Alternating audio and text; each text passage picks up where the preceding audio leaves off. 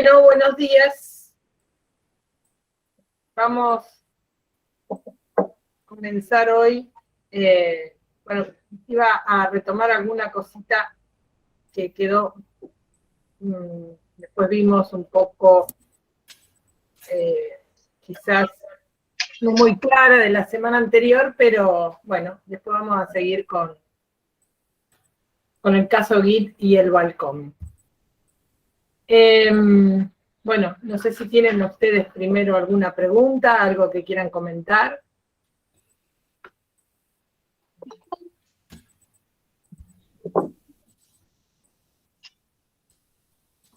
Bueno, mientras ustedes piensan, yo les voy comentando algunas cosas que conversamos después de la clase la semana anterior y que quizás fueron dichas un poco rápido y puede traer confusión, ¿no?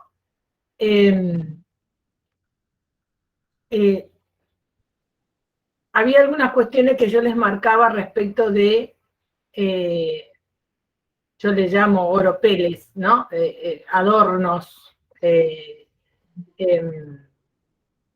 podríamos decir adornos que generalmente aparecen en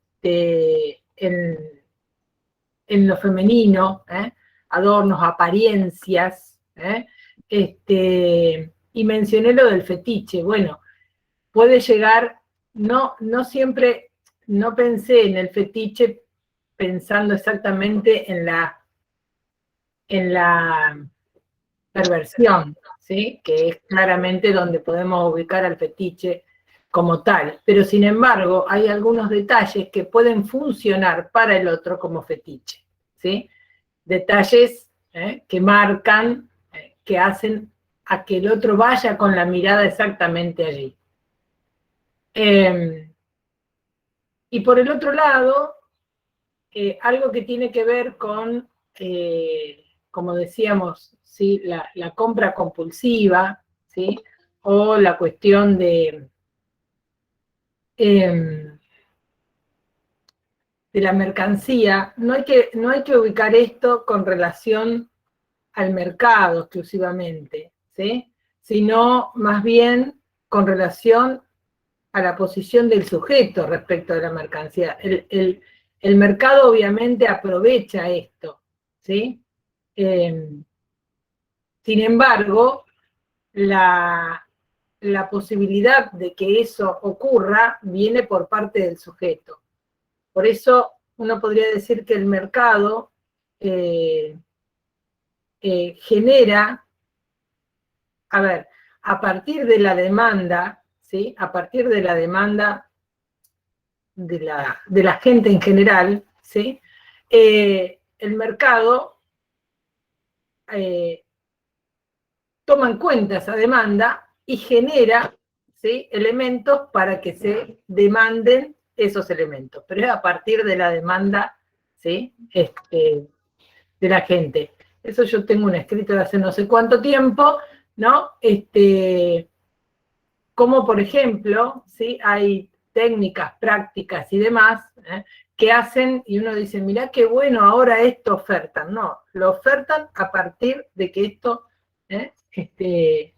ha sido demandado. Entonces, generan más demanda. Bueno, pero digo porque si no aparecería como que cualquier cosa que genera el mercado, cualquiera va a ir a... No, eso es una cuestión también de cada uno. Bueno, si tienen alguna... me parecía que eso estaba bueno por ahí despejarlo. No sé si tienen algún comentario, pregunta, alguna cosa, si no, continuamos con el seminario 5.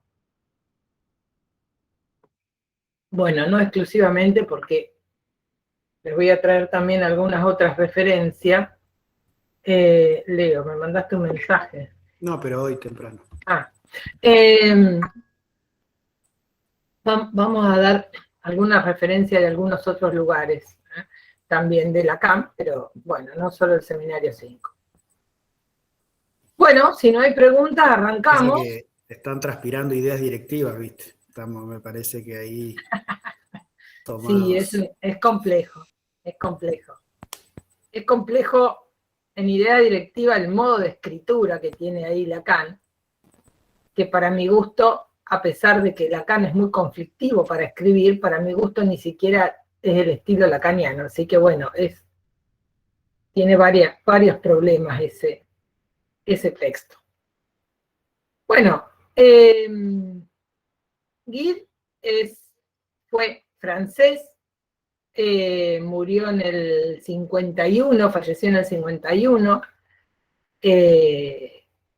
era parisino, ¿sí? Fue muy reconocido en su producción literaria, ¿sí? En el principio del siglo pasado, fue uno de los fundadores de una revista francesa que tomó como cierta posta en todo lo que sea de revista de literatura. En el 47, por decisión unánime, recibe el Premio Nobel de Literatura, pero tiene, por un lado, toda esta posición respecto de la creación, de la literatura, de la productividad, digamos, y por el otro lado, ¿sí? Lo que trae Lacan es justamente lo que tiene que ver, podríamos decir, con el deseo, ¿sí? Y esto es sus entusiasmos por los jóvenes, ¿sí? Sí, jóvenes o a veces más que jóvenes, dicen que jóvenes incluso argelinos, donde él escribe cartas y en esas cartas hace referencia muchas veces a su madre todo el tiempo, más que muchas veces, y también narra algunas cuestiones en relación a estos niños por los que se apasiona. Y bueno, y eso es obviamente lo que le viene por el otro lado, la acusación de corromper la juventud o de pederasta, ¿sí?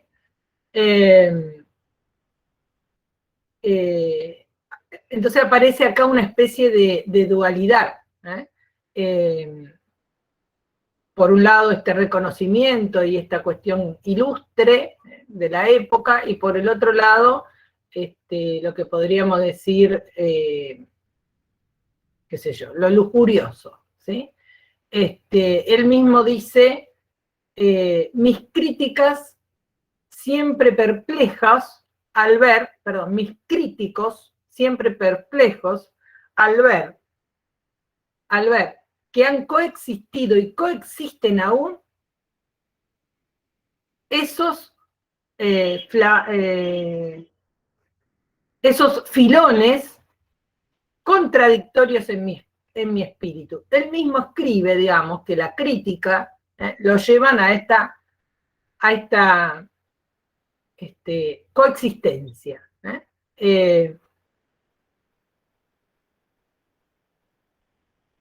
Hay, por un lado, una constante correspondencia hacia la madre, ¿sí?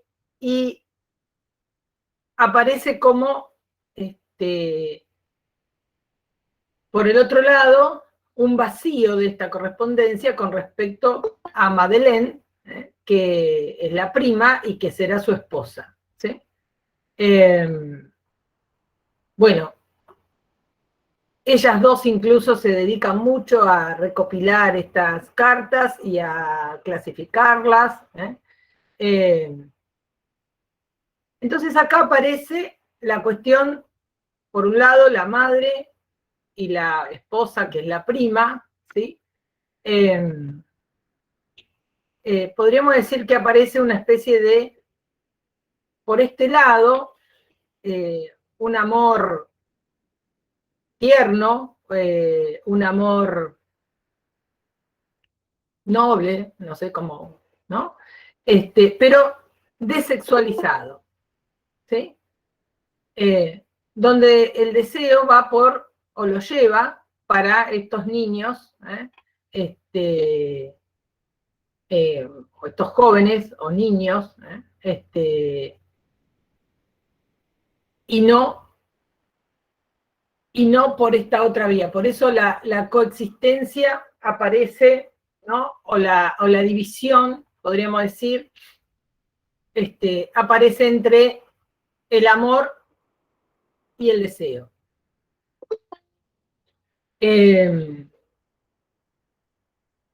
Bueno, tiene una relación buena con el padre, tierna. El padre parece como una persona que era alegre,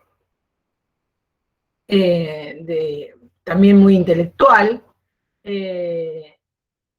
mientras que la relación con la madre se dice un poco más severa, ¿no? Aunque justamente marca esto de las cartas, su apego a la madre, ¿sí? Por más que sea más severa. Les decía que les iba a traer otras referencias, y Lacan en el escrito 2 escribe un capítulo, un texto que se llama La juventud de Guy o La letra y el deseo, ¿no? Ahí toma como base una biografía muy, muy detallada de Guy, escrita por Jean Delay, se escribe Delay, y este escritor de la biografía de Guy escribe Juventud de Guy, con lo cual Lacan pone La juventud de Guy o La letra y el deseo. Ahí Lacan se pregunta qué fue para ese niño, ¿sí?, su madre. ¿Qué fue para ese niño su madre? Y esa voz por la que el amor se identificaba a los mandatos del deber, ¿sí? O sea, la voz materna, ¿sí?, a los mandatos del deber. Y después dice, se sabe bien que para querer, esperen porque yo lo escribo a mano y después no me entiendo la letra. Se sabe bien que para querer sobremanera a un niño hay más de un modo, y también entre las madres de homosexuales. Bueno, esta parte después lo aclaramos, pero digo, para querer mucho a un niño hay más de un modo. Y en el caso de la madre de Guy, era una madre, como dije antes, severa,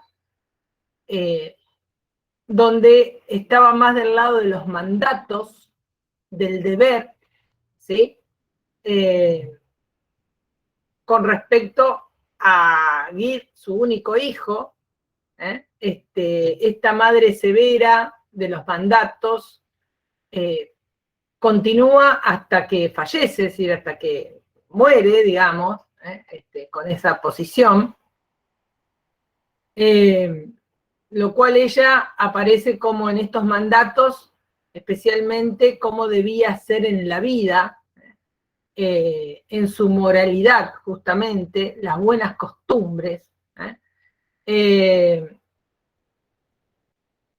decir, por eso me parece que el adjetivo de severa, me parece que resume toda esta relación con esta madre, que no está vinculada por el lado del deseo, ¿sí? No está vinculada por el lado del deseo, o podríamos decir, donde circula por la vía del falo.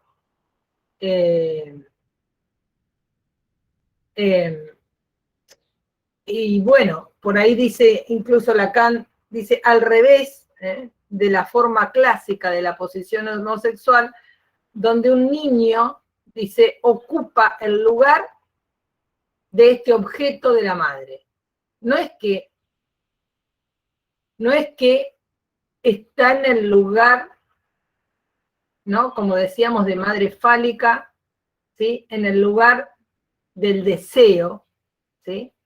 De la madre, y por eso el niño va al lugar de falo, ¿sí? Sino, en todo caso, ocupa exactamente el lugar de objeto, ¿sí?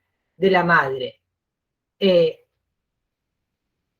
Está identificado exactamente a ese lugar. Lo cual, podríamos decir, para Lacan ese lugar implica bastantes cuestiones, que no es tan simple. También aclara que no necesariamente cuando un hijo está puesto exactamente en el lugar de objeto y no puede circular, necesariamente es homosexual, claro que no. Pero sí trae trastornos, cuando un hijo no puede circular, no puede estar simbólicamente en ese lugar, ¿sí?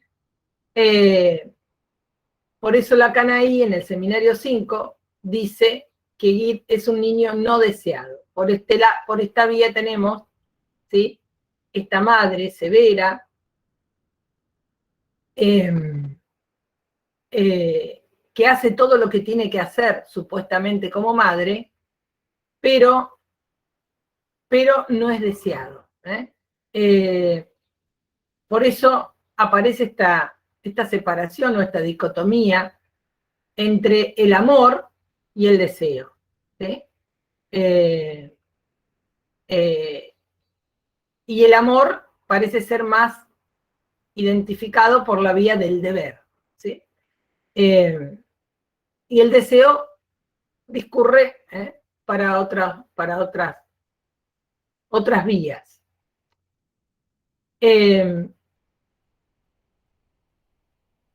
Dice Lacan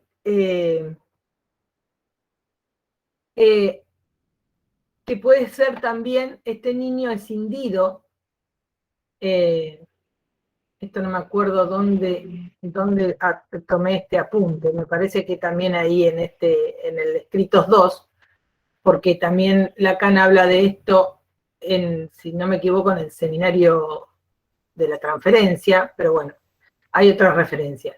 Pero dice, está escindido entre la muerte y el erotismo masturbatorio, del amor no tiene más que la palabra que protege y la que prohíbe.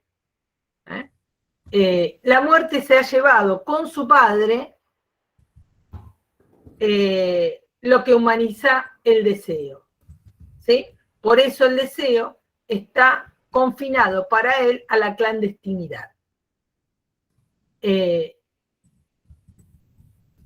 Clandestinidad no porque sea homosexual, claramente, sino ¿sí? Porque tiene que ver con estos niños, estos jóvenes niños. Jóvenes niños porque, bueno, no eran recién adolescentes, por decirlo así. Y entonces esta cuestión de la separación entre amor y deseo, por el lado del amor, aparece este sentimiento tierno, como les decía antes, de abnegación, de piedad, que es lo que él le puede ofrecer a su prima. Que bueno, que con su prima nunca tiene relaciones sexuales, ¿sí? Es absolutamente hasta idealizada, podríamos decir, ¿sí? Y por el otro lado aparece algo de este impulso del deseo vinculado a Madeleine, pero no a Madeleine, sino a su madre, es decir, a su tía. Que es por la relación a esta tía que él accede, como vieron en el 5, que él accede en lo imaginario al lugar del niño deseado, ¿sí? ahí es donde él puede encontrar, adquirir algo de ese lugar que no le dio la relación a su madre. ¿Sí?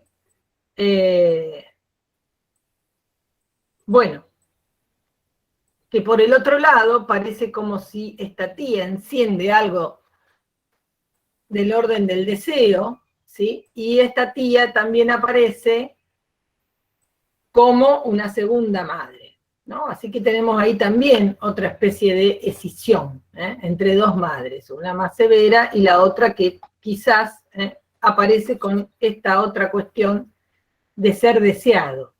Por eso, dice Lacan, el problema de Git es no haber sido un niño deseado. Bueno, dice, no importa si es más o menos satisfecho, sino si es o no es deseado.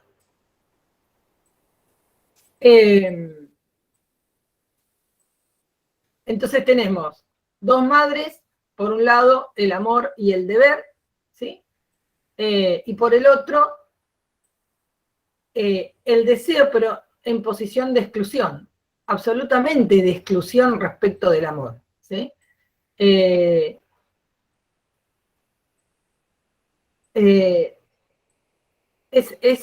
como exclusión en todo su concepto, ¿sí? Y en este escrito hay una referencia también a la máscara, ¿sí?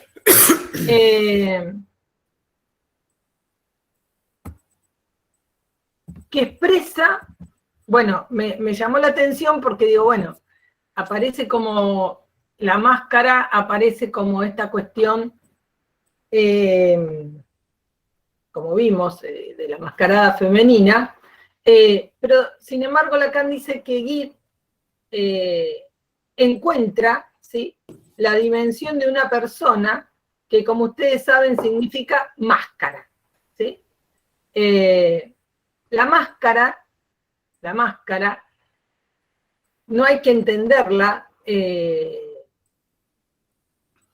a ver, dice que la máscara no enmascara el secreto, el deseo, sino que ella misma es el secreto, ¿sí? La máscara no enmascara el secreto, ella misma es el secreto.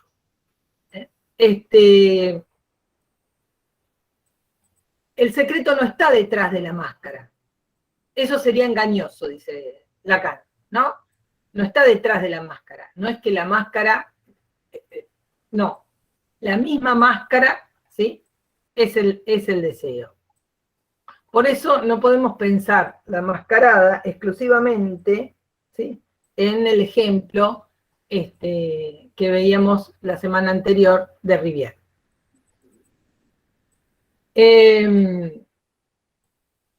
También hay que pensar acá, ¿no?, que tampoco Lacan hace mucha referencia a la cuestión de la elección de objeto homosexual, porque en realidad la elección de objeto por la vía del amor es heterosexual, además, porque él ama verdaderamente, ¿sí?, a su amada, ¿sí? Por ejemplo, a Madeleine. Dice Lacan, es un amor embalsamado, es decir, petrificado, ¿sí?, ligado,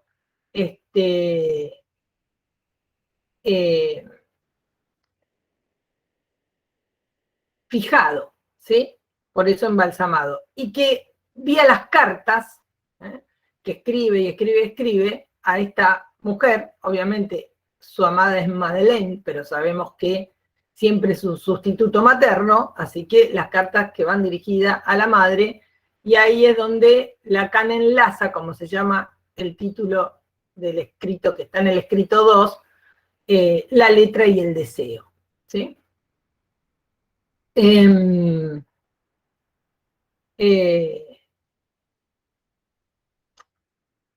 Hace una referencia también Lacan al padre, este padre que tiene una posición diferente a la madre, y también dice que no se trata de si es un padre ausente o presente, porque dice que un padre, aunque esté ausente, y esto es interesante, bueno, lo podemos deducir más que lo diga así tan literalmente, un padre ausente puede estar muy presente en su función, ¿sí? Por lo tanto, después vemos a ver qué te faltó. Por lo tanto, un padre, ¿sí?, aunque ausente de presencia de la materialidad, puede estar muy presente en su función. Por lo tanto, acá también uno puede ubicar entonces de qué se trata o cómo ubicar esa función de terceridad, ¿sí? Recordemos que también Lacan, en el seminario 5, dice que la dificultad de Guy es haber sido deseado en un mal momento y sin mediación, ¿sí? Sin mediación de esta terceridad, de esta función, ¿sí? Por eso insiste, ¿sí?, en esta cuestión de que no es un niño satisfecho o no satisfecho, sino deseado o no deseado. La satisfacción en todo caso será un efecto, a partir de ser deseado. La satisfacción, como vimos, tiene que ver con lo pulsional, y tiene que ver con ocupar un lugar del deseo de la madre, es decir, un lugar en el otro.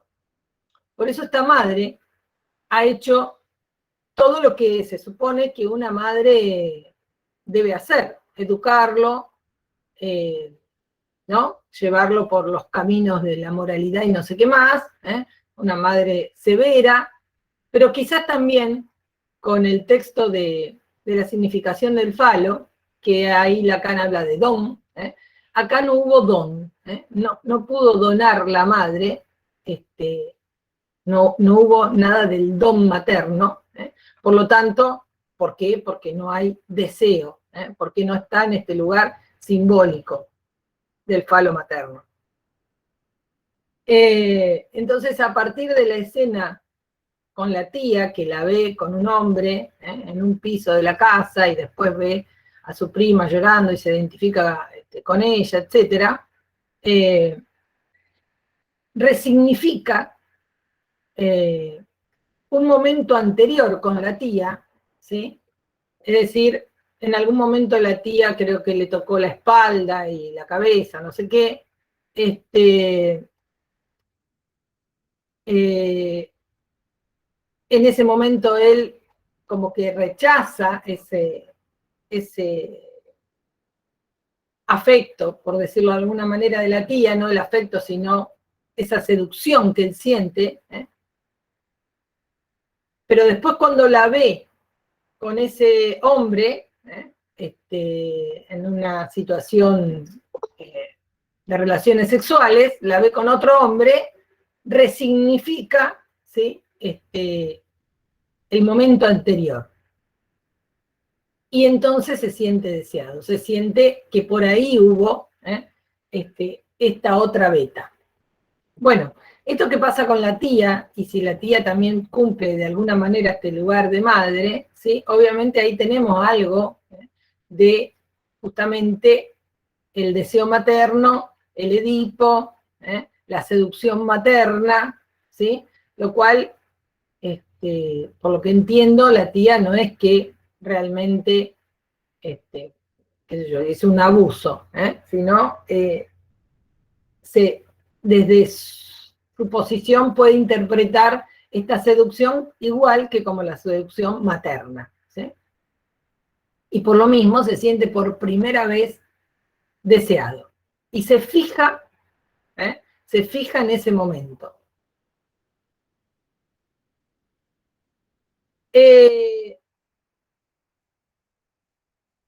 En relación a su predilección por estos jóvenes,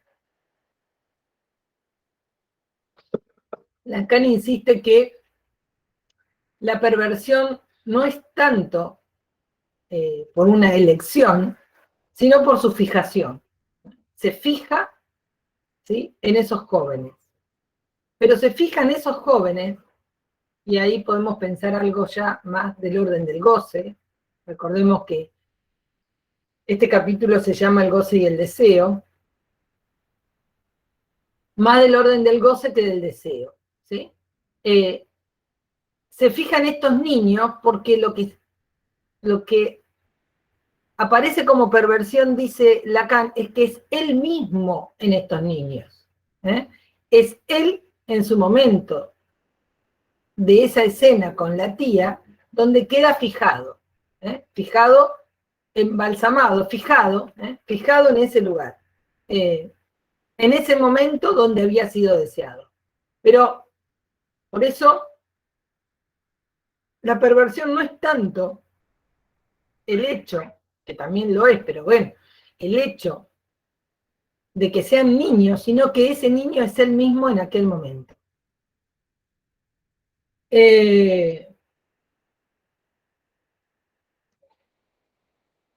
La tía, por supuesto, uno podría decir, bueno, en psicoanálisis no existe como concepto. La tía, el abuelo, el tío, pero son imágenes que tranquilamente pueden ser desdobladas de la madre o el padre. Y en este caso, por eso esta tía, que es como una madre, aparece esta cuestión de este desdoblamiento. Pero también por esto aparece lo de deseado en un mal lugar y sin mediación. Que es a partir de la tía entonces que él se enamora de la prima, identificado también a esta prima. Pero cuando él se enamora de esta prima, el amor mismo impide justamente una vida erótica con esta prima. Lo impide por todo esto que estamos, ¿no?, marcando de su escisión entre el amor y el deseo.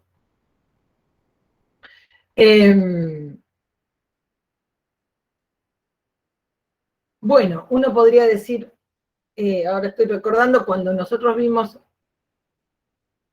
Freud en una elección particular de objeto, ¿se acuerdan? En el hombre, una de las cuestiones que marca Freud es donde se ama, bueno, lo dice Lacan también en otros lados, donde se ama no se desea, donde se desea no se ama. Pero no significa exactamente que alguien que ama, un hombre que ama, o un masculino que ama a una persona, no pueda bajo ningún punto tener relaciones sexuales con esa persona. Las puede tener. A lo mejor puede producirse algún tipo de impotencia, a lo mejor puede, bueno, gustarle pero no tanto, y desea otra que no tenga estas características tan maternas, ¿sí? Pero acá me parece que, digo me parece porque tendría que volverlo a pensar y volver a rastrear en el escrito, esta no es una decisión del mismo objeto de amor. ¿Se acuerdan que en la madre aparece como, por un lado, idolatrada, idealizada y demás, pero dice, por el otro lado, si descubro su comercio sexual, como dice Freud, con el padre, hace lo mismo que hace cualquier otra mujer. Pero esto está, de alguna manera, en esta misma imagen o en este mismo lugar materno. Acá, además de que aparece desdoblada entre la madre y la tía, me parece que lo que no puede de ninguna manera es ni siquiera que se toquen el deseo con el amor. Está claramente, muy claramente, separado.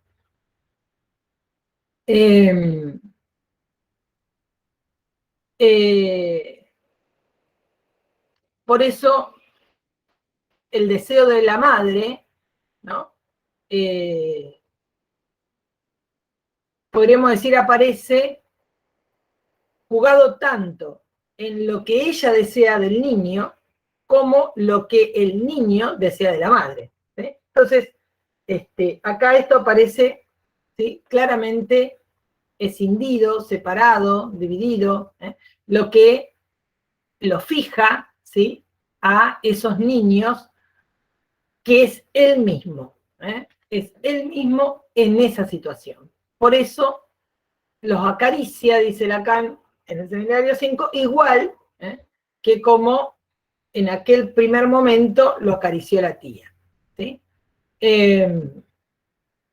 Bueno, me parecía, no entré en más detalles del seminario 5 porque ustedes lo han dado en los prácticos. De todas maneras, me parece que bueno, había algunas referencias que me parecieron interesantes traer de estos otros lugares, porque bueno, si no nos queda un poco estanco cada ejemplo, y no es la pretensión de que así lo entiendan o lo lean. ¿Comentarios antes de pasar a la comedia? De los estudiantes, de los profes que andan por ahí. Profe, buen día. Buen día. A ver, Yo tenía una duda sobre esto de la identificación con su prima y el por qué no puede tener una vida erótica con ella. No me cierra del todo, me confunde un poco. Sí, bueno, no es sencillo. En realidad la identificación con la prima, Lacan la ubica cuando la prima está llorando, que él llega, la ve a la tía con este otro hombre, la prima llora, ¿no? Y en esta situación desgraciada, que él se ubicaba mucho en situaciones desgraciadas también, se identifica con esta prima, ¿sí? Por esta situación desgraciada, justamente. Pero no puede tener una vida erótica con la prima porque va por la vía de las mujeres y el amor supremo. Por lo tanto, es un amor que no puede ser sexualizado, ¿sí?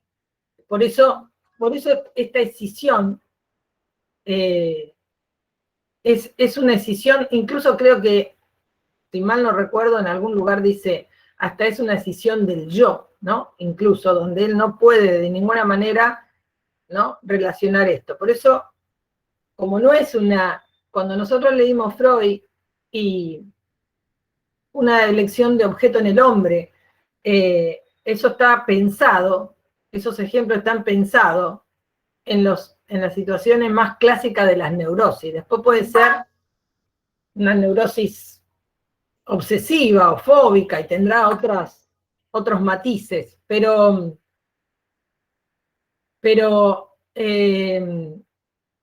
acá no es una neurosis, es una perversión por esta fijación a él mismo como niño deseado, y por lo tanto no lo podemos leer exactamente de la misma manera, pero en esta decisión yo diría que es una exclusión más que una, ¿no? Es una exclusión de uno con el otro. Por eso la vía de la prima es sostener esa relación a estas madres. Pero es mediatizado por la tía, por eso llega la prima también. ¿Sí? Sí, ¿No se leo? retoma, es verdad, eso del Spaltung, que sería la Sí, eso no exhibición. me estaba saliendo. Sí. En realidad ese está tomado de un texto de Freud al final de la obra, que es la escisión del yo en los procesos defensivos, ¿no? Es un texto que Freud deja inconcluso, que ahí está el concepto de Spaltung, que lo van a leer en varios de los escritos. Lo que vemos con Lacan, porque Freud lo articula al mecanismo defensivo del yo, que en realidad el yo está dividido constantemente en función del sujeto y el deseo y la demanda. Respecto a lo que decía Vivi con la cuestión del vínculo de Gid con su prima, si bien vemos que en Gid, en relación al deseo materno, se encuentra ubicado en un lugar de no deseado, y por eso se ubica en una cuestión gozosa, incestuosa, hay algo de la recuperación del deseo vía lo femenino que queda detenido y queda apuntalado en esa posición con la prima. Por eso tiene este vínculo amoroso con la prima que nunca llega a más que quedar en ese vínculo amoroso, porque en definitiva el efecto que tiene con esta escisión que sufre, ¿no?, es que queda ubicado en un lugar de no deseo de la madre. Pero hay algo de la cuestión del deseo que se pone en juego vía esta prima, pero bueno, queda en eso, no puede pasar más de lo femenino, lo amoroso, la cuestión que no tuvo vía materna. Claro, por eso es amoroso y no erótico. Perdón, no, para agregar también, buenos días, a la pregunta recién, una pregunta interesantísima. ¿Por qué? La pregunta uno puede hacerla, ¿por qué Gid no puede desear a su prima, pero sí, a partir de esa identificación, puede amarla, que es un poco lo que recuperaba Leo? Bueno, evidentemente, si nosotros rastreamos, por un lado la cuestión de la perversión, pero por otro lado la cuestión del ideal del yo, que está en esa clase, es a propósito de esa clase que aparece la cuestión del ideal del yo, ¿no? Cuando Lacan dice, o hay perversión o hay ideal del yo, ¿sí? Habría que entender que ese lugar de amor en relación a la prima es esos elementos secundarios, con una mediación tardía, que le sirven de aproximación o de baliza a la constitución del enunciado de ese yo, ¿sí?, a partir del cual puede tomar posición. Para desearla, no, porque su deseo en ese punto se encuentra perdido.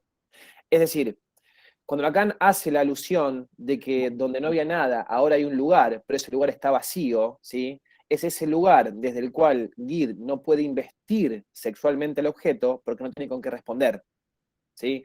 Ahora, cuando puede responder, ¿sí?, esa forma de responderlo, vamos a decirlo así, cómo Gid pondría en juego su castración, ¿sí?, se encuentra en relación a lo que dice Vivi. Bueno, sí, habría que pensar si la perversión en ese caso estaría vinculada a que desee niños o a que desee al niño que él fue. Es decir, ese punto que separa el ideal del yo en Gid se encuentra confundido, ¿sí? Por eso digo, no puede acceder, digamos, al deseo. ¿Qué queremos decir con esto, chicos? Que si no puede acceder al deseo por la vía del ideal, que el problema de Gid no está en Gid, está en la madre de Gid. Está en la estructura. Claro, en esa castración materna que no ubica, el quilombo con Gid no es Gid, digamos, es la castración de la madre de Gid. ¿Se entiende? Y lo que busca recuperar es el niño que él fue deseado en un momento y por eso busca a esos niños. Exactamente. O sea, tampoco esto tiene que ser tomado al nivel de un justificativo respecto de la atrocidad que generaba. Digo, esto sé que está de más decirlo, pero hay que decirlo. Por ahí se utilizan los argumentos teóricos para entender las estructuras desviadas, perversas o lo que fuera, pero eso no significa que estemos avalando a un pederasta, ¿no? O que se avale desde determinadas teorías actitudes. Pero bueno, es más complejo a pensar que es solamente una desviación. Tiene que ver con una cuestión estructural. Me parece que incluso, perdón, me cierro con esto. La cuestión de Gid está tomada, al menos en la lectura que yo hago, en ese -5, no tanto por la referencia en relación a la perversión, sino para marcar el punto en el cual la salida del complejo de Edipo, ¿sí?, vía la constitución del ideal del yo, puede sufrir tropiezos. Y lo que se ejemplifica vía ese tropiezo es el caso de Gid. Adhiero. Claro, exactamente. Está marcado, en todo caso, en esto que vos decías, Nico, con relación al lugar materno, ¿sí? Exactamente. Este vacío, dice Lacan, lo llena o trata de llenarlo, por supuesto, con las cartas. Por eso esa innumerable cantidad de escritos que no para en relación a la madre. Madre que parece ser que también pasa por ese vacío. Entonces, bueno, sin entrar en estos otros detalles de la madre, pero digo, acá yo no diría que en este caso, yo diría que en todos los casos se trata de estas funciones, necesariamente.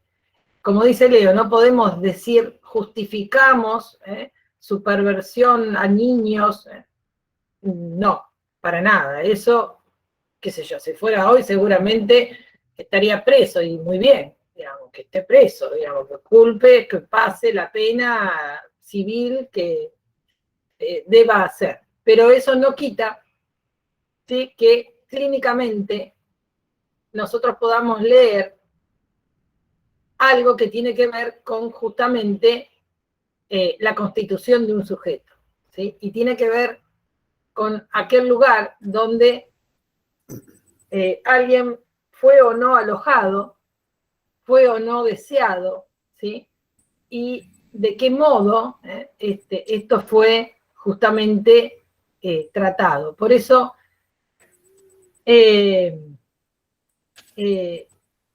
lo que hace hincapié acá en el seminario 5 en especial, Lacan, es justamente este lugar de la madre, ¿sí? Pero también la ausencia de función de esta terceridad que podría haber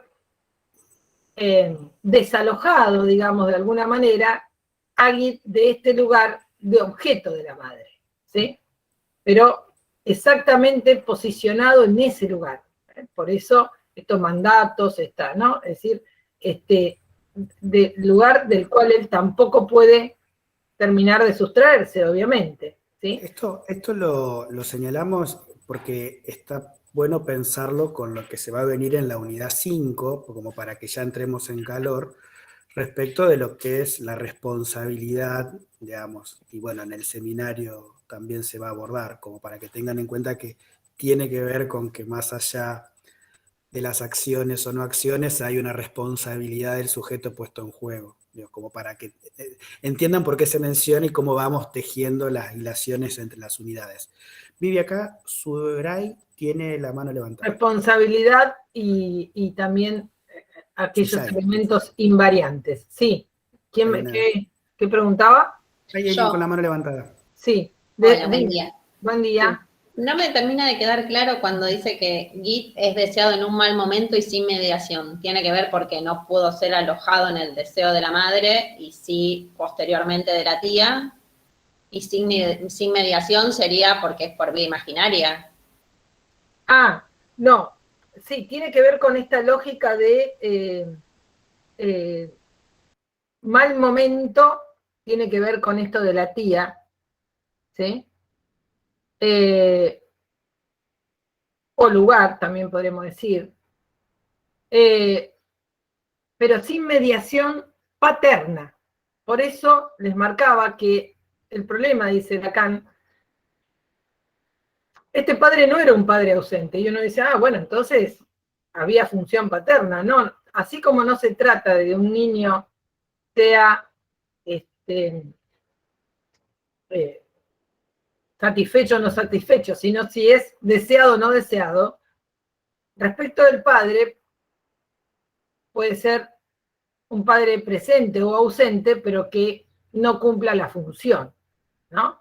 Entonces acá era un padre que estaba, que tenía buena relación, que era, ¿no? Pero en su función, evidentemente, no funcionó como terceridad, ¿sí? Como interdicción, en todo caso, si se quiere, entre esta madre y este niño gay, ¿no? Entonces, en ese punto, porque si no, dice Lacan ahí, bueno, un padre puede estar ausente, pero sin embargo cumple su función. Bueno, puede estar ausente porque, qué sé yo, se murió, y más ausente que eso, ¿sí? En el sentido de lo real del padre, pero sin embargo estar presente en su función en el discurso materno. Por eso, bueno, ya que está lo agregamos, la metáfora paterna es justamente la transferencia del deseo materno al lugar de esta terceridad, ¿sí? Que como decíamos la vez pasada, no hay que confundir padre con función, ¿no? Son cuestiones diferentes, ¿eh? Por eso es muy importante pensarlo en términos de función.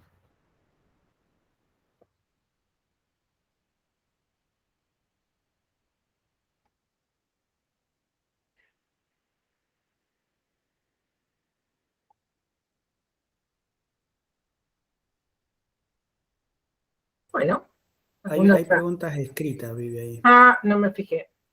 Ornella, Y si hubiera Dime. estado esa función de terceridad paterna, ¿qué hubiera cambiado en Guide? Bueno, uno no puede hacer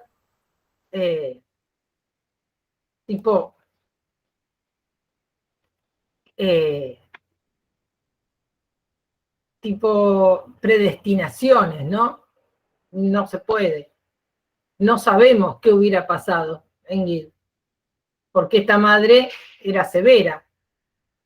Así que, evidentemente, en esa posición de esta madre, el problema es que esta madre no transfirió el deseo materno al lugar de la función paterna, ¿no? Así que no pudo estar el padre porque no le dio lugar la madre. Así que hay que ir a la madre de nuevo, ¿no? Eso por un lado. Por el otro, si suponemos que hubiera sido una madre amorosa y que le da lugar al padre, bueno, entonces estamos en otro caso. O sea, no, me parece que uno tiene que tratar de interpretar, leer en tanto interpretar el caso en sus mismas coordenadas, porque si no, estamos en otro caso, ¿no? Si no, estamos en otro caso. Y lo cual eso es importante también pensarlo clínicamente, porque, ¿no? Es como decirle a alguien, bueno, si su madre hubiera sido más buena, bueno, qué sé yo, no sé, no es la que me tocó, no sé, ¿no? O es la que yo viví. Mi hermana dice que es buenísima, y para mí es una perra. Bueno, o sea, digo, ¿no? Puede ocurrir esto, y uno dice, pero ¿y cómo? ¿No es la misma madre? Sí, la misma persona, pero no es la misma madre. ¿Sí? Entonces, bueno, hay toda una cuestión ahí que me parece que es importante ubicarla. Pero claro, si uno dice, bueno, entonces hay este lugar del padre, que yo, bueno, ya estamos en un Edipo casi normal, casi porque no sé si existe la normalidad, ¿no? Y entonces ahí ya pensamos en una neurosis, pero no en esto. No sé si hay otra pregunta escrita. Sí, Pedro dice, entonces, ¿qué lugar ocupa la posición del sujeto con respecto al deseo de la madre? ¿Es excluido del mismo o él lo excluye? Ah, no. Acá lo que dice Lacan es, nosotros tenemos que partir de la madre, ¿sí? Y cómo el sujeto se posiciona ante esto, o puede llegar a posicionarse ante esto.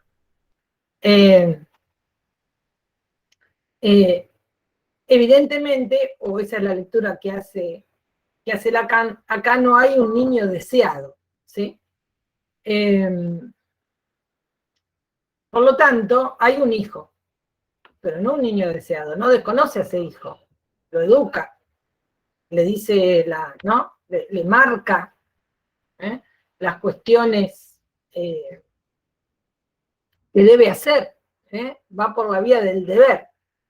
Yo creo que lo pensé en relación a que después decía como que Guille no podía posicionarse en ser objeto del deseo del otro, del gran otro.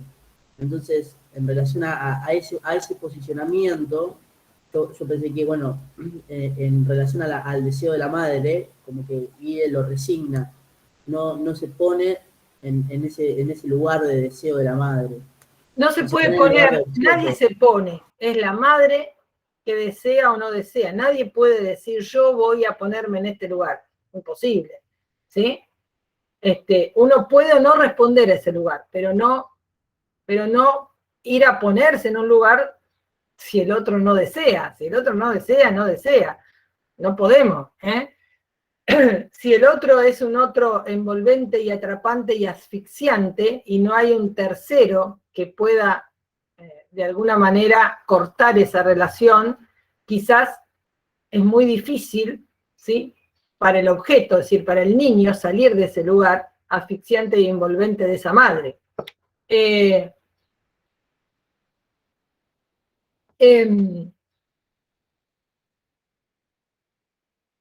Bueno, me fui para el asfixiante y me perdí con lo otro que les quería remarcar.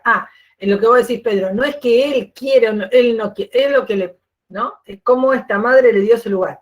Y entonces él no va al lugar del objeto del deseo de la madre, va al lugar del objeto de la madre.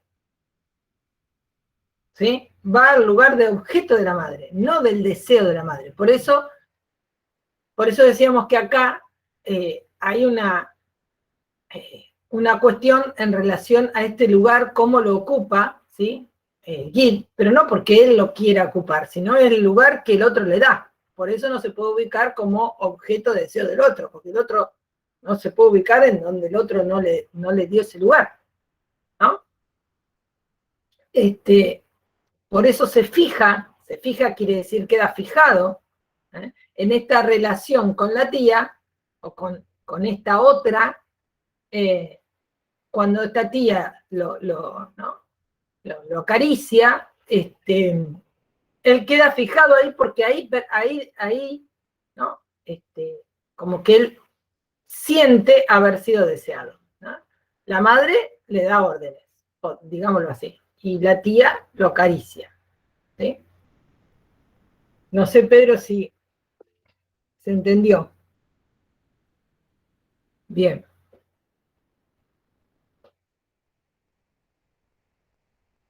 Esperen que no veo ahí abajo.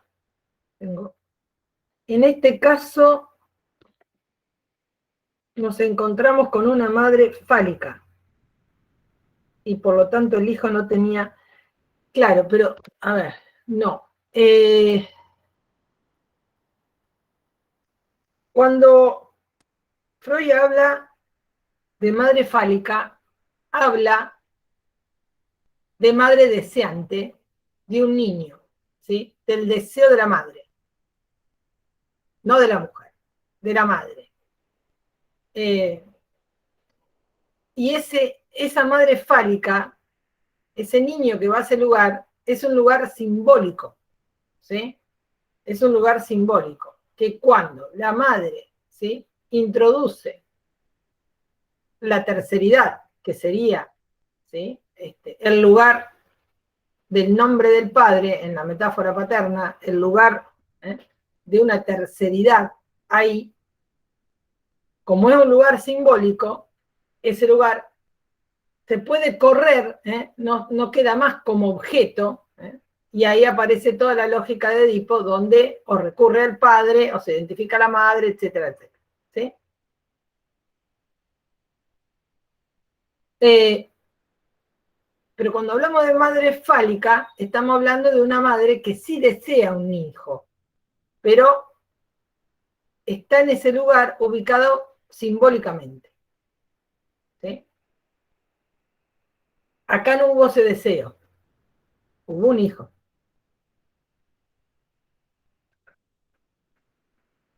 No sé si se entiende por ahí. Sí, yo lo que preguntaba por ahí no se entendió bien por las palabras que estaban ahí junto. Es como que yo preguntaba si este no era el caso de una madre fálica, Ah, como para relacionar conceptos y todo eso. está bien, está bien. A mi entender no lo podría pensar de ese modo, porque por lo menos en lo que dice Freud, ¿sí?, cuando habla de madre fálica, habla del deseo materno y habla del maternal, ¿sí? Así que en esta vía no lo puedo pensar de esa manera, ¿no?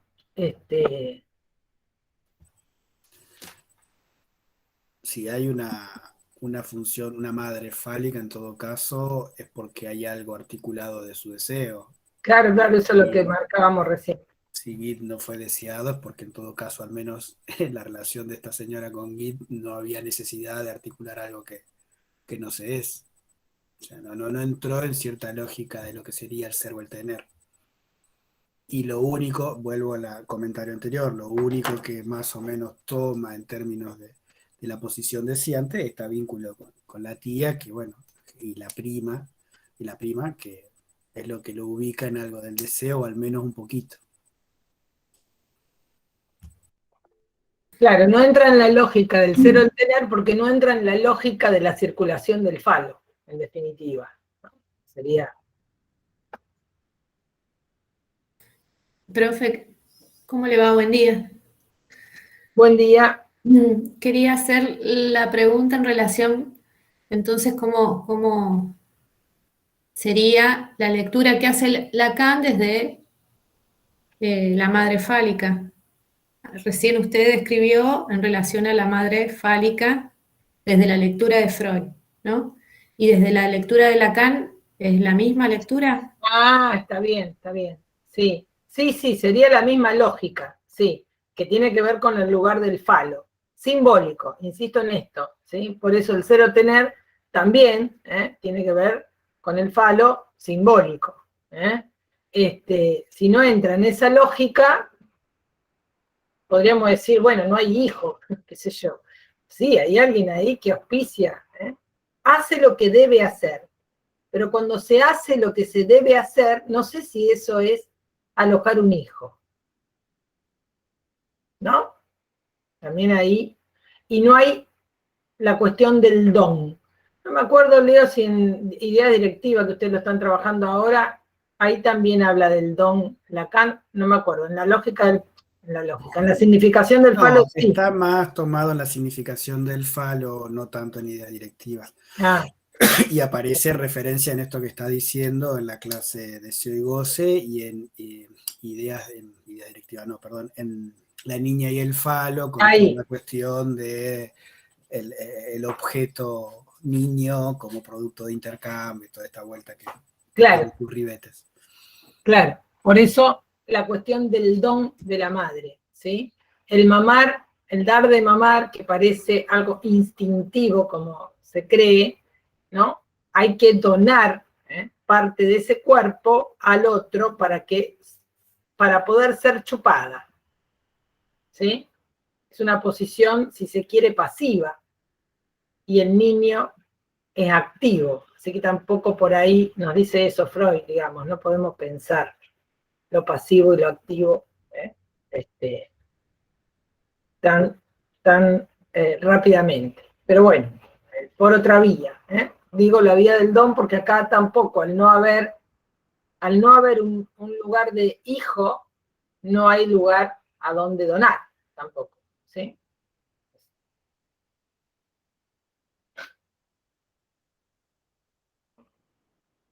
Profe, yo tenía una duda más, capaz que soy un poco redundante, pero me quedaba la duda de que cuando usted hace referencia a que acá Guide o Guide hace, o sea, como que está ocupando el lugar de objeto y no el lugar de deseo de la madre. O sea, en este sentido es como que haciendo referencia a esto de que la madre se ocupa en relación al deber, pero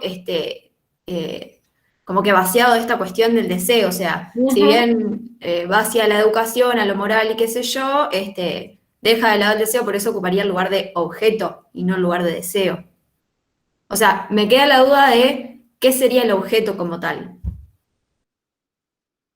Ah, bueno, pensémoslo, a ver, por eso decía, esta madre hace lo que debe hacer con alguien que ella parió, digámoslo así. No lo abandonó. Podríamos haber dicho, podría haber sido, qué sé yo, que lo abandone, que lo regale, que lo venda, ¿no? Que lo dé en adopción, qué sé yo. No, se lo quedó. Pero no en términos del deseo materno que aloja un hijo, ¿sí? Ese es el punto, digamos. No aloja un hijo, lo tiene ahí.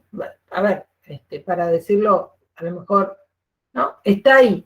Le doy de comer, lo educo, le digo lo que tiene que hacer, le doy todas las indicaciones hasta que se muere, pero, claro, quizás hasta socialmente podrían decir, no, pero una buena madre siempre se ocupó. ¿No? Veo que uno escucha eso. No, pero una buena madre siempre se ocupó. ¿Sí? Eso no significa ni... Bueno, capaz que sí, es buena persona, no sé si buena madre, porque no cumplió la función, ahí no se pudo alojar en este lugar crucial para alojar un hijo. ¿Sí? Así que bueno, en ese punto... Dale, Nico. No, para aclarar un poco la pregunta, bueno, veo que sigue generando algunas dificultades pensar conceptualmente incluso el lugar de madre fálica. Yo me voy a apoyar en lo que vos decís, me parece que ahí está un poco el nudo de si el hijo es un objeto para la madre o es un objeto que articula el deseo de la madre. En ambos casos, el hijo es siempre un objeto. ¿Qué queremos decir con eso? Que es un objeto que sostenido en la economía del falo está predicado por su significación. Esto nosotros ya lo sabemos desde la significación del falo. ¿Dónde está la diferencia en este punto? Que si es un objeto para la madre, es un objeto de satisfacción. Es decir, es ahí donde se pone en juego algo en relación, ¿sí?, a lo que se debiese esperar de ese lugar de madre. Basta abrir cualquier revista, ¿no?, que nos invita a pensar siempre lo que tiene que ser una buena madre, un buen padre. ¿Qué dice Lacan en la significación del falo? Que si el deseo es esa diferencia, y es interesante la categoría de diferencia, entre la necesidad y la demanda, ¿sí?, que se pone en juego en el atolladero en términos de, digamos, la sexualidad, es ahí donde va a jugar su partida, dice Lacan, una cosa así.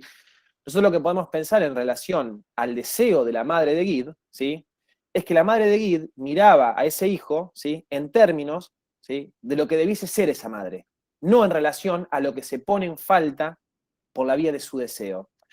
Para decirlo de otra forma, yo hoy lo decía en estos términos, lo digo de una manera media bruta y media así, demasiado precipitada tal vez, pero el problema, digamos, de ese hijo es que no va a cuento en relación a la falta de la madre.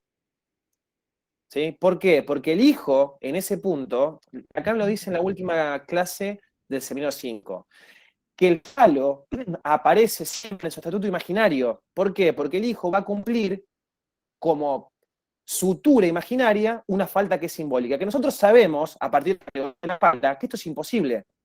Sin embargo, esa sutura le permite a la madre articular algo de su deseo y al hijo encontrarse con algo de eso que Lacan llama lo que le ha echado un ojo al deseo del otro, de la madre. En este punto, lo que no se articula es que el problema no es tanto qué hace ese niño con ese deseo o cómo y por qué vía entraría un padre. El problema está en que si la madre no desea, la cosa se queda subvertida, digamos, en relación al objeto, no, en relación al deseo. Por eso no es lo mismo el objeto del deseo a desear un objeto. ¿Sí? Porque el objeto del deseo da cuenta de una falta que se articula imaginariamente como falo en relación al hijo. ¿Sí? En la otra vertiente lo que tenemos es meramente una sustitución imaginaria de un elemento por otro. Educar un hijo, digamos, no sé, llevar a adiestrar un perro, yo no sé dónde estaría la diferencia ahí. Pero la diferencia es precisamente porque no se pone en juego el deseo, digamos, de la madre. No sé si aclaro un poco, pero me parece que hay una confusión ahí en términos de lo que es la madre. Subrayo la cuestión, muy bien todo lo que dijiste, pero subrayo la cuestión de la satisfacción para la madre. Eso sería. Claro. Satisfacción para la madre. Mirá cómo, bueno, dijiste lo del perro, en eso estaba pensando yo justamente, y uno puede decir, mirá cómo salta, mirá cómo viene, mirá cómo va. Viste que una vez, mirá lo que hace, mirá lo que le digo, ¿no? Es un objeto, claramente, pero no pone en falta, es decir, por eso cuando hablamos de deseo, bueno, yo lo daba un poco por anudado, digamos, pero bueno, vale la cuestión que marcó Nicolás. Es decir, cuando hablamos de deseo, hablamos de falta, hablamos de un otro tachado, hablamos de un otro deseante. ¿Sí? Acá, por lo menos para el lado del hijo, esta mujer, nada que ver. Entonces, ¿no? Sería como esto. Mirá qué buen escritor que es y tiene un premio Nobel de literatura. ¿No? Ahí estaría. ¿Se entiende? Alguien iba a preguntar algo, no sé si era vos también, Rocío. No, yo lo que quería agregar sobre lo que entendí es que pensaba que sería así como una mamá que lo sabe todo y entonces no puede quizás tomarse un momento para poder hacer otra interpretación de lo que a lo mejor su hijo en ese momento está necesitando. Es como que, por eso digo, lo pone en ese lugar de objeto, como que ella lo sabe y... bueno, es una posición... Se pregunta a lo mejor si es otra cosa lo que necesita el bebé. Claro, pero es una posición inconsciente, Julieta. Yo no sé si ella lo sabe, ¿no? Ahí va. todo el tiempo me viene, bueno, no le iba a decir, pero bueno, no Sí. puedo, me viene una paciente que tuve hace mucho tiempo, y uno escucha siempre que los pacientes hablan de sí, y en relación a sus padres. Esta mujer vino y dice, no entiendo a mis hijos grandes, ¿no? Yo hice todo lo que había que hacer. Los llevé a la plaza, los ayudé a hacer la tarea, les enseñé esto, les enseñé aquello, hice todo lo que tenía que hacer. Y ellos, como diciendo, no me aman. No lo dijo en estos términos, pero yo se lo sintetizo. Claro, pero ahí no hubo una madre, hizo todas las tareas. Una institutriz, qué sé yo, podríamos decir, ¿no? Una niñera. Es más, no, las niñeras a veces funcionan, ¿sí? Como esta tía en Git, funcionan de otro modo. Así que, bueno, no es que esta madre sabe y no hizo nada. No, es una posición inconsciente. Ella está convencida que es, ¿no? Y que incluso esto digo, ¿no? Cuando uno escucha, ¿cómo pudo hacerle esto a los padres tan buenos? ¿No? Que todo lo que le dieron, todo lo que hicieron, sí, bueno, pero eso no es, eso es satisfacción a los padres, como marcaba Nicolás, y no la puesta en juego de esa falta del deseo. Entonces ahí no circula. Pensemos en los tiempos de Edipo y la circulación. Ahí no hay ninguna circulación de nada. También pensaba en estas madres que, por ejemplo, el síndrome de Munchausen, si mal no lo pronuncio, que parecen madres abnegadas y dedicadas en su 100% a su hija o a su hijo, y bueno, y viven en los médicos y las terminan enfermando, ¿sí? Y no tienen una enfermedad, pero se enferman porque lo llevan hasta que logra que alguno le dé, y ahí van, ¿sí? Es interesante leer eso.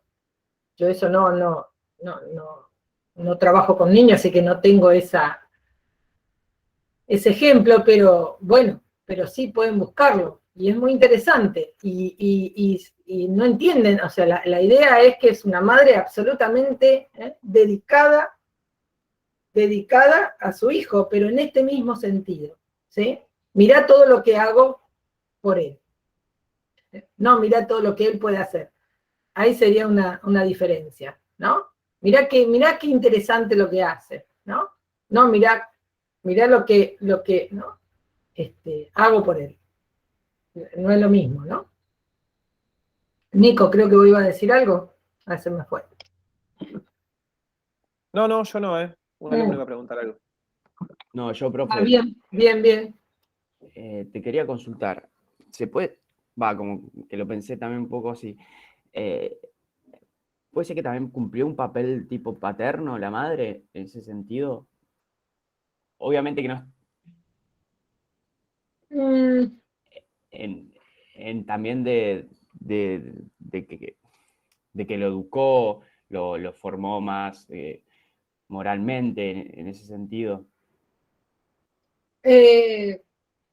No sé si uno podría, porque si no es decir que la función paterna es educarlo ¿no? Y ser severo.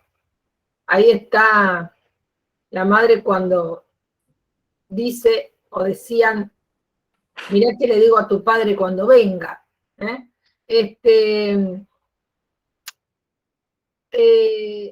Yo no lo pondría en esos términos. Yo entiendo que lo que no ocurre ahí es que no hay tercero, en lugar, estoy hablando, ¿no? Por eso remarcaba lo que dice Lacan, que la terceridad no es en lo real una presencia o ausencia, sino que esto puede circular en el mismo discurso. Si no circula en el discurso materno, no hay terceridad. ¿Sí? Ahí está ¿no? Sí, uno escucha madres que dicen, yo tuve que hacer de madre y de padre porque él se fue, no le importó nada y los abandonó, ¿no? Bueno, qué sé yo, habrá que ver qué quiere decir eso, pero sí, eso una cuestión imaginaria. Quizás lo que nosotros apuntamos es leer esto en términos de función simbólica, y en función simbólica no quedamos otra vez, digamos, con el significante falo y su circulación y los 3 tiempos y todo lo demás, ¿no? Que, por eso, cuando hablamos de madre fálica, hijo narcisista, no estamos hablando de 2 lugares, hablamos de 3. El lugar materno, el del hijo y el del lugar del falo, ¿sí? El cuarto elemento, el tercer elemento, el tercer lugar. No es sin ese tercer lugar. Y cuando hablamos de la función paterna, metáfora paterna, ya tenemos 4 elementos. No es que el padre va a ocupar ese lugar, porque si el padre ocupa el lugar del falo, también es terrible, es un padre terrible, ¿no? Y esto deja de circular también. Entonces, ahí son 4 elementos, 4 lugares. Yo pensaba, Vivi, en la pregunta que hace el alumno, que bueno, nosotros no lo tenemos, pero que es bastante próximo a las clases que trabajamos del seminario 5, que son, bueno, los 3 tiempos del Edipo, a propósito de lo que preguntaba vos, Alejo, que ahí Lacan, me parece que son clases interesantes a leer, porque Sí, ubica, primer movimiento que hace Lacan, que hace un movimiento vaciando el contenido semántico del Edipo, es decir, en relación a la ficción novelada del Edipo, para someterlo a su legalidad formal y significante. Por eso son tiempos, ¿sí? Y son tiempos lógicos, no cronológicos. Y en relación a la pregunta, Alejo, a mí se me ocurría que en el segundo tiempo, de los 3 tiempos del Edipo, digo, yo no quiero complicar la cosa, ni mucho menos, a lo mejor esto echa algo de luz, si no, descártenlo, pero el segundo tiempo del Edipo, lo que Lacan marca es que aparece incipientemente la función del padre, en el segundo tiempo y no en el tercero. Ahora, lo que Lacan dice es que esa función incipiente del padre en la madre, es decir, en relación a su deseo, al capricho, dice Lacan, del deseo de la madre, ¿sí? Que es todo el atolladero propio del ideal del yo, digamos, cómo se sustituye un deseo por el otro, un deseo significado, bla, bla, bla, que es lo que nosotros trabajamos en Insignias del Ideal. Ahora, ese segundo momento es la ley del padre de ella, de la madre, es decir, de la función del padre de ella, digamos, para decirlo así, en la boca de la madre. ¿Qué quiere decir esto? Que nosotros cuando presentamos la cosa esquemática, no la descomponemos porque no forma parte del programa, digamos.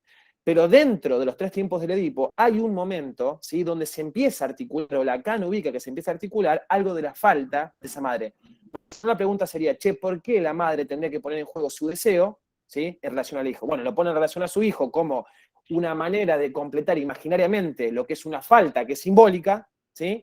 Pero a partir de ese segundo momento, que es el momento donde Lacan dice, algo así, fíjense, digamos, si no, que es la palabra del padre en la boca de la madre. Es decir, ahí no es necesario el tercero en relación a la legalidad del padre, en relación al cuentito de Edipo, pero sí de que la madre se enfrenta con un deseo que está más allá de ella y que está marcado, digamos, por la cuestión de la legalidad del significante, que es el padre. No sé si eso aclara algo, pero me parece que... Sí, porque es la operatoria paterna desde su vertiente más imaginaria. Es no te acostarás con tu madre, no reintegrarás tu producto a nivel freudiano, ¿no? Si capaz que se acuerdan más. No es un padre que articula al nombre significante, lo que después vemos con Insignia del Ideal, ¿no? En términos de la habilitación a buscar una falta por fuera exogámica, digamos, no adentro del seno familiar. Entonces es una función que opera más desde el padre más salvaje. No tanto en términos de habilitar el intercambio y todo lo que hablaba recién Nico y Vivi.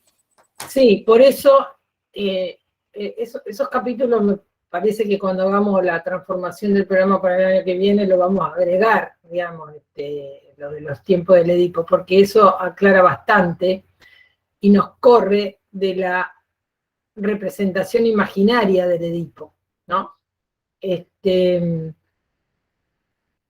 Donde Freud habla del Edipo en términos de mito, Lacan organiza esto en términos lógicos y por lo tanto estructurales. Entonces ya ahí no estamos hablando de quién asume la figura, si hay alguien que asume la figura o no, o es un problema, bueno, no recordaba esa expresión de la boca de la madre, pero bueno, entonces ahí estamos hablando que es un problema de discurso, ¿no?